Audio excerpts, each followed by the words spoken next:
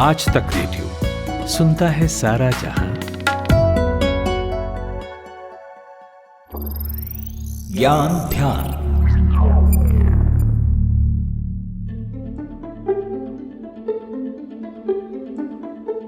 गृह मंत्रालय ने पीएफआई यानी कि पॉपुलर फ्रंट ऑफ इंडिया को 5 सालों के लिए बैन कर दिया है। पिछले कई दिनों से आपने न्यूज में ये नाम काफी सुना होगा। पीएफआई के लोगों को हिरासत में लिया जा रहा है, उनके ठिकानों पर ईडी और एनआईए की लगातार रेड हो रही है। लेकिन क्या आपको मालूम है कि ये पीएफआई है क्या?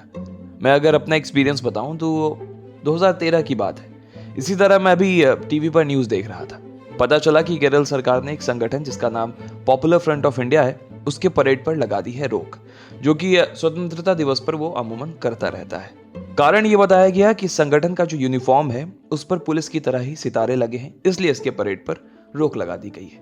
फिर उसके बाद अखबारों में, न्यूज चैनलों में अमूमन इसका नाम मैं सुनता रहा, लेकिन कभी भी ये नाम किसी भी पॉजिटिव न्यूज का हिस्सा नहीं रहा, बल्कि हमेशा एक नेगेटिव न्यूज का ही हिस्सा बना रहा। फिर मुझे भी आपकी तरह ही ये जानने की इच्छा हुई कि यार ये संगठन है क्या, इसकी शुरुआत क्यों हुई, ये काम कैसे करता है, इसके कितने मेंबर्स हैं और राजनीति में इसका कितना दखल है।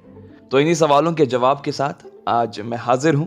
नमस्कार, मैं सूरज कुमार हूं और ये ज्ञान ध्यान है।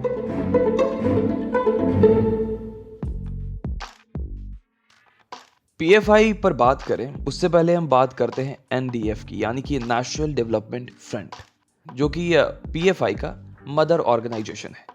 वीपी सिंह सरकार ने 1990 में 27% आरक्षण ओबीसी के लिए देने की घोषणा की थी और मंडल कमीशन को लागू किया था। देश भर में इसको लेकर भयंकर प्रोटेस्ट हुए, खास करके कथित फॉरवर्ड कास्ट के लोगों की तरफ से ओबीसी को निशाने पर रखा गया। फिर 1993 में इसे लागू कर दिया गया, मगर इससे ठीक 1 साल पहले 1992 में बाबरी विध्वंस ने नेशनल डेवलपमेंट फ्रंट को मुस्लिम समुदायों का हितैषी बनाकर रख दिया। अब पिछड़े तबके के लोग और मुस्लिम समुदाय नेशनल डेवलपमेंट फ्रंट को अपना हितैषी मानने लगे, जो उनके हक में आवाज उठाएगा। इस संगठन के रसूख का अंदाजा आप इससे लगाएं कि सिर्फ 15 मिनट में बाबरी मस्जिद के पुनः निर्माण के लिए संगठन ने 11.5 लाख रुपए जुटा लिए थे। इसके बाद 2 और मुस्लिम संगठन, कर्नाटक फोरम फॉर डिग्निटी और तमिलनाडु के मनीथा नीति पासारी के उदय के बाद नेशनल डेवलपमेंट फ्रंट ने इनके साथ कर लिया विलय और फिर 2006 में एक नया संगठन बना, पीएफआई, यानी कि पॉपुलर फ्रंट ऑफ इंडिया। हालांकि पीएफआई के बनने का औपचारिक ऐलान 16 फरवरी 2007 को बेंगलुरु में हुआ। वो एक रैली थी, एम्पावर इंडिया कॉन्फ्रेंस इस रैली का नाम था। मगर पीएफआई की जो शुरुआत है वो केरल में हुई। केरल के कोझिकोड में इसका हेडक्वार्टर था, मगर राज्यों में लगातार हो रहे विस्तार को देखते हुए इसने अपना हेडक्वार्टर दिल्ली शिफ्ट कर दिया। पीएफआई ये दावा करता है कि 22 राज्यों में उसकी यूनिट है जो काम करती है। अब क्या काम करती है, इसको लेकर दावे अलग अलग हैं। पीएफआई तो खुद को एक ऐसे संगठन के रूप में पेश करता है जो अल्पसंख्यक, दलित और हाशिए के समुदाय के अधिकारों के लिए लड़ता है। इसने कर्नाटक में कांग्रेस, बीजेपी और जेडीएस की कथित जन विरोधी नीतियों को कई बार निशाने पर लिया, जबकि इन पार्टियों ने एक दूसरे पर मुसलमानों का चुनावी समर्थन हासिल करने के लिए पीएफआई के साथ मिलीभगत का आरोप लगाते रहे। वहीं एनआईए यानी कि नेशनल इन्वेस्टिगेशन एजेंसी की सोच जो है वो पीएफआई से जुदा दिखती है। एनआईए ने इसके लिंक आतंकी संगठन आईएसआईएस से बताए। हत्याओं, आतंकी फंडिंग, दंगे भड़काना, इनमें इनका रोल बताया गया। साल 2012 में ओमन चांडी की अध्यक्षता वाली कांग्रेस की केरल सरकार ने हाई कोर्ट को बताया पीएफआई प्रतिबंधित संगठन students Islamic movement of India के जैसा ही एक ऑर्गेनाइजेशन है। सरकारी हलफनामे में कहा गया कि पीएफआई के कार्यकर्ता हत्या के 27 मामलों में शामिल हैं।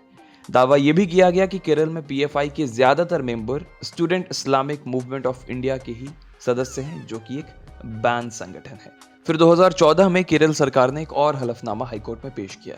बताया कि पीएफआई का एक गुप्त एजेंडा इस्लाम के लाभ के लिए धर्मांतरण, मुद्दों के सांप्रदायिकरण को बढ़ावा देकर समाज का इस्लामीकरण करना है। हलफनामे में यह भी दोहराया गया कि राज्य में सांप्रदायिक रूप से प्रेरित हत्याओं के 27 मामलों में, हत्या के प्रयास के 86 मामलों में और सांप्रदायिक प्रकृति के 106 मामलों में पीएफआई और नेशनल डेवलपमेंट फ्रंट के कार्यकर्ता शामिल थे। इसके बाद केरल बीजेपी ने राज्य में एक अभियान शुरू करने का ऐलान किया जिसका मुख्य टारगेट पीएफआई था। अब पीएफआई के काम करने के तरीके को समझते हैं। पीएफआई ने खुद कभी भी चुनाव नहीं लड़ा। ये मुसलमानों के बीच सामाजिक और इस्लामी धार्मिक कार्यों को करने का दावा करता है। एक प्रख्यात अंग्रेजी अखबार की माने तो पीएफआई दक्षिणपंथी समूहों की तरह अपने सदस्यों का रिकॉर्ड नहीं रखता, इसलिए यह बता पाना मुश्किल है कि संगठन के कुल मेंबर कितने हैं। एनआईए ने अपने कई रिपोर्ट्स में यह भी दावा किया कि इसे ईस्ट कंट्रीज से अच्छी खासी फंडिंग मिलती है। 21 जून 2009 को पीएफआई ने अपनी पॉलिटिकल विंग एसडीपीआई को शुरू किया। अप्रैल 2010 में चुनाव आयोग में इस पार्टी को रजिस्टर कराया गया था। तो केरल में ये पार्टी किस तरह काम करती है और इसका ग्राउंड सपोर्ट कितना है, बता रही हैं हमारी सहयोगी खुशबू कुमार। एसडीपीआई ने तटीय दक्षिण कन्नड़ और उडुपी में अपना प्रभाव जमाया है सूरज, जहां वो गांव, कस्बों और नगर परिषदों के लिए स्थानीय चुनाव जीतने में कामयाब रहा। 2013 तक एसडीपीआई ने सिर्फ स्थानीय चुनाव लड़ा था और राज्य के आसपास के 21 नागरिक निर्वाचन क्षेत्रों में सीटें जीती थी।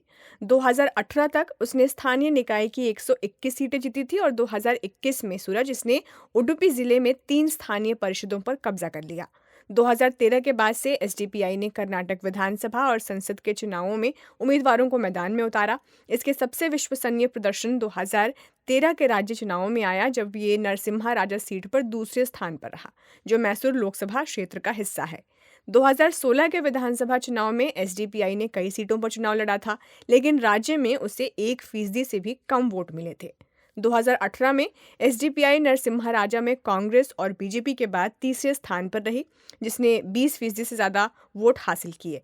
एसडीपीआई ने दक्षिण कन्नड़ सीट के लिए 2014 और 2019 का लोकसभा चुनाव भी लड़ा था, लेकिन उसे 1% और 3% वोट ही मिले थे। पिछले कुछ सालों में अगर आप देखें तो पीएफआई पर दबिश खासी तेज हो गई थी। जनवरी 2020 में ईडी ने जांच के बाद ये दावा किया था कि 4 दिसंबर 2019 से 6 जनवरी 2020 के बीच पीएफआई के बैंक अकाउंट्स में 1 करोड़ 4 लाख रुपए आए थे। इस दौरान पीएफआई ने अपने खाते से 1 करोड़ 34 लाख रुपए निकाले थे। 6 जनवरी के बाद सीएए के खिलाफ प्रदर्शन और तेज हो गए, इसमें भी पीएफआई का नाम बताया गया। ईडी ने पीएफआई और उसके नेताओं के खिलाफ लखनऊ की पीएमएलए कोर्ट में 2 चार्जशीट दाखिल की।